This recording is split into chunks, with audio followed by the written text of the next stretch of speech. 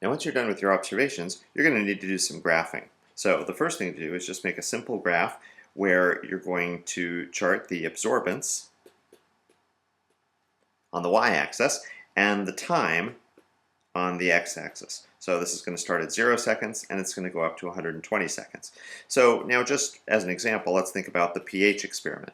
What you're going to find is for each of those different pHs that you tried, you're going to have a different set of points. So all of them are going to intersect the 0 here because there should be 0 absorbance at time 0. That's before the reaction is even really beginning to start.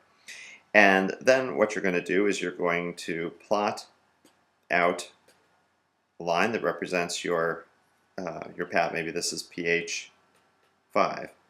And then you're going to do another one for the other pH. Maybe this is pH 3. So for each of your experiments, you're going to have a line on this graph. This is useful, but what's even more useful is to calculate the slopes of these lines. And the slopes of these lines are going to give you the activity of the enzyme. So slope of each of these lines is going to represent the enzyme activity.